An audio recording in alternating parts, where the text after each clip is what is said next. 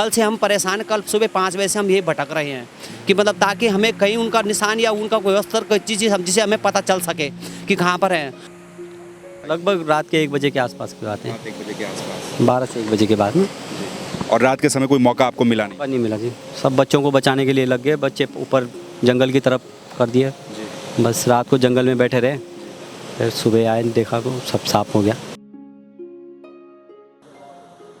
19 अगस्त की देर रात देहरादून जिले के मालदेवता क्षेत्र में पड़ने वाले सरखेत और कुमरडा में सौंग नदी ने कई लोगों और उनकी खुशियों को अपने साथ बहा दिया।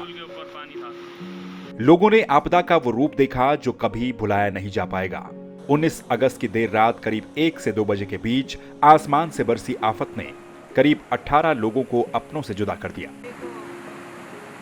उत्तराखंड डीजीपी के मुताबिक अभी तक 4 से ज्यादा लोगों के शव मिले हैं और 14 लोग लापता हैं। इस पूरी आपदा में 4 डेथ हैं, 13 मिसिंग हैं। ठीक है, उन मिसिंग को अब खोजने का अभियान जारी है। यद्यपि वो बड़ा काम है क्योंकि यहाँ मलबे का लेवल आप देख रहे हैं, नदी का फ्लो देख रहे हैं, मलबे में भी हो सकते हैं, बह भी गए हो सकते हैं, तो वो भी हम उस अभियान को भी हमने शुरू कर लिया है। हादसे के 24 घंटे बीत जाने के बाद भी लोग अपनों की तलाश में भटक रहे हैं। देहरादून से महज 17 से 18 किलोमीटर की दूरी पर स्थित सरखेत में तो सौंग नदी ने भारी भरकम तबाही मचाई ही है, लेकिन मालदेवता से होते हुए रायपुर तक सौंग नदी के तेज बहाव ने काफी नुकसान पहुंचाया। मालदेवता से लेकर सरखेत तक के रास्ते में आपको बर्बाद सड़कें, बड़े बड़े बोल्डर, भूस्खलन और पानी में समाये मकान दिख जाएंगे। डीजीपी ने बताया कि जगह जगह पर रास्ते खराब होने की वजह से भी लोगों तक मदद पहुंचाना मुश्किल हो रहा है। ये पूरा मलबा इस सड़क पर आ चुका है और सिर्फ ये एक स्पॉट है जहां पर इस वक्त हम खड़े हैं। ऐसे ही 2-3 स्पॉट आगे भी निकल चुके हैं जिनकी तस्वीरें भी आप देख सकते हैं। और ऐसे में ये देखिए पेयजल की जो लाइन है ये भी पूरी तरीके से क्षतिग्रस्त हो चुकी है। ऊपर एक पेयजल की लाइन नजर आ रही है, वो भी क्षतिग्रस्त हो चुकी है। बिजली की जो लाइनें नीचे हैं वो भी क्षतिग्रस्त हो चुकी है। तो काफ़ी ज़्यादा नुकसान देखने को मिल रहा है इस आपदा के बाद, इस मंजर के बाद। प्रॉब्लम ये है कि ये बहुत दूर है, बहुत रिमोट है, बड़ी मशीनें वहाँ तक पहुँचाना आसान नहीं है जहाँ से वो मिसिंग हुए हैं। हम प्रयास कर रहे हैं, सब तरह के प्रयास कर रहे हैं। सौंग नदी ने कुमारडा में भी कई फार्म हाउस और रेस्टोरेंटों में तबाही मचाई। देहरादून डिफेंस एकेडमी को भी सुरक्षा के एहतियातन प्रशासन के द्वारा खाली करवा लिया गया। कुमारडा में कसौल नाम का एक रेस्टोरेंट भी सौंग नदी के तेज बहाव में ढह गया। सौंग नदी में ढही रेस्टोरेंट की इमारत को देखकर 19 अगस्त की शाम को सौंग नदी के विकराल रूप का अंदाजा लगाया जा सकता है। ठीक मेरे नीचे आप यहाँ पर देख रहे हैं जो एक रेस्टोरेंट यहाँ पर बनाया गया था, ये रेस्टोरेंट नदी के तेज बहाव में बह गया, नदी की भेंट चढ़ गया। और इससे अंदाज़ा लगाया जा सकता है कि नदी का जो वेग रहा होगा वो कितना तेज रहा होगा, किस कदर रहा होगा, कितना नुकसान हुआ है। साथ ही आप नदी में जो मलबा देख रहे हैं उससे भी आप अंदाज़ा लगा सकते हैं कि जो बड़े बड़े बोल्डर हैं, बड़े बड़े पेड़ हैं ऊपर जहाँ से बादल फटा, जहाँ से नदी फ्लो पर आए, तो उसके बाद से लेकर और आगे तक ठीक इसी तरह का मलबा जगह जगह पर नज़र आता है नदी के किनारे। क्योंकि एक टूरिस्ट डेस्टिनेशन होने के नाते बहुत सारे रिजॉर्ट्स और बहुत सारे रेस्टोरेंट नदी के किनारे यहाँ पर देखने को मिलते हैं, वो भी मैक्सिमम जो रिजॉर्ट्स हैं इसकी भेंट चढ़ गए हैं।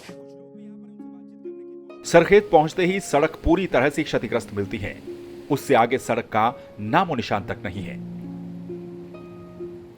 आपदाग्रस्त इलाके की जमीनी स्थिति क्या कुछ है आप देख रहे हैं संवाद 365 पर।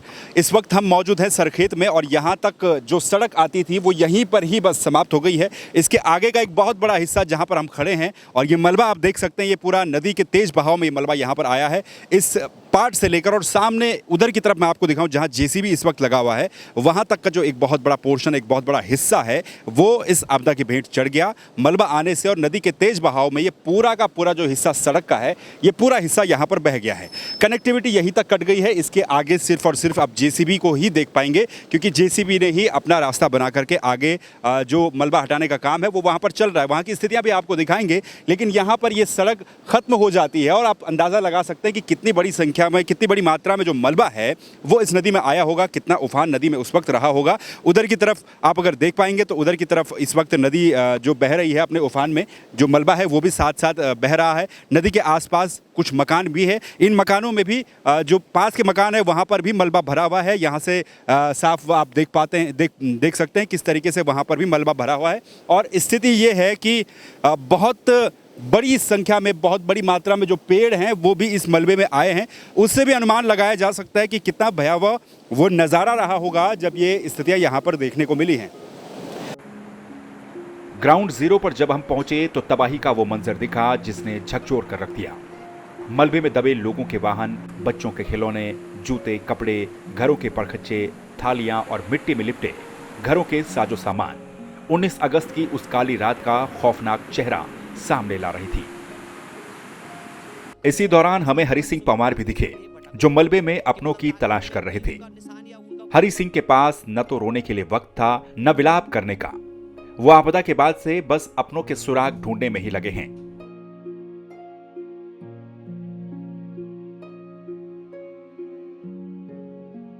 पांच लाशन तभी उनका कुछ पता नहीं है कहाँ पे हैं, क्या हैं, कैसे हैं। कहीं हम सोच रहे कहीं पहाड़ों में कपड़ों में लिपटे हुए, कहीं झांकड़ों में, कहीं उनके हाथ पैर कहीं कुछ तो दिखाई दें। हम सामान के बारे में हमें कोई मतलब नहीं, हमें खाली अपनी लाशें मिल जाती है। हम सब उनको देख लेते कि हैं या नहीं हैं, दबे हुए हैं, कहाँ हैं, कैसे हैं। सामान तो हमने क्या देखना, हम तो जैसे कपड़े देख रहे, कहीं कुछ देख रहे, कहीं लकड़ियों में उलझे हुए देख रहे, तो हमने कहा कहीं भी मिले, कहीं कहीं हाथी दिखाई दे, कहीं पैर ही दिखाई दे, कहीं उनका वस्त्र ही दिखाई दे जिससे हम पहचान पाएँ। तो मलबे में आप उसकी तलाश कर रहे हैं? तलाश यहाँ से करते करते नीचे लाल पुल से तलाश करते करते हम अब घंटों की सेरा पहुँचने वाले हैं।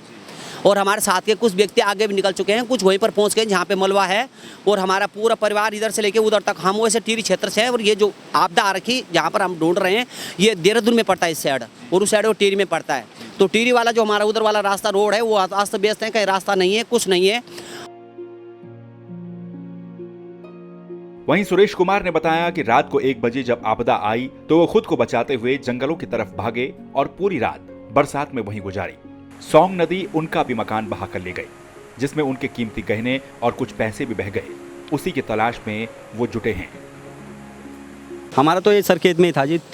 6 परिवार हम थे और 3 और हमारे पड़ोसी थे, वो सब, और भैंस वगैरह थी हमारी, और वो भी थी, मुर्गे वगैरह, वो भी सब बह गए? सर। कैश वैश भी था रखा हुआ और ज्वेलरी रखी हुई थी, वो सब बह गए। पानी ने निकालने का मौका ही नहीं दिया, एक चम्मच भी नहीं उठा पाए।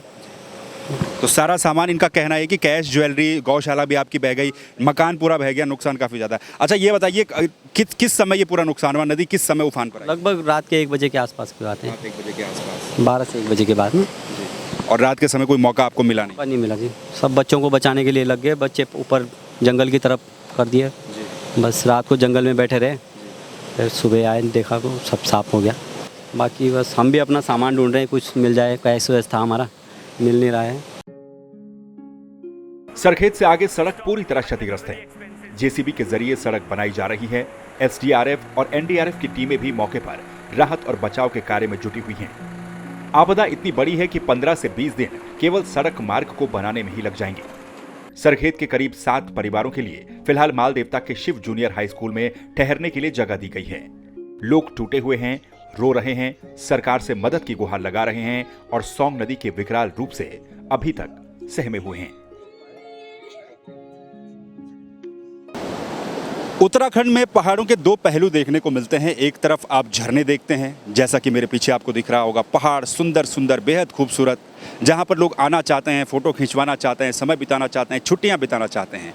दूर से दिखने में पहाड़ जितने खूबसूरत और सुंदर हैं, नज़दीक से अगर उनको जीने की हम कोशिश करें तो हमें काफ़ी सारी चुनौतियां भी देखने को मिलती हैं। और चुनौतियां आप मेरे अगल बगल बिखरा ये मलबा देख सकते हैं।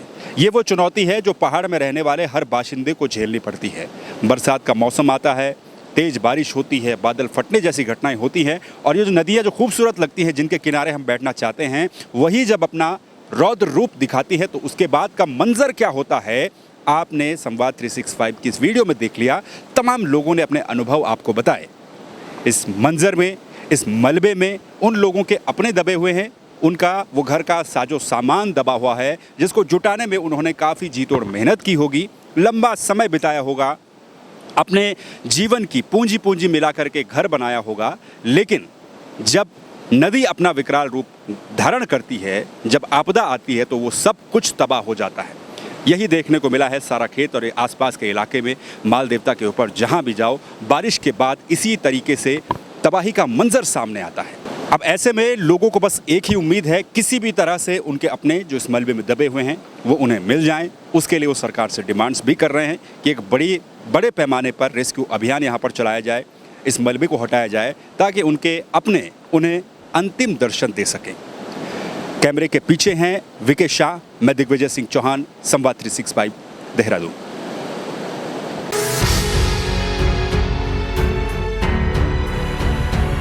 कैश वैश भी था रखा हुआ और ज्वेलरी रखी हुई थी, वो सब बह गए, पानी ने निकालने का मौका ही नहीं दिया। 5 लाशें वहाँ पर गायब हैं, जो वहाँ पर भी पता नहीं चल रहा है। नदी में सारे झांप रहे हैं, देख रहे हैं, अगर किसी का कपड़े से पता चले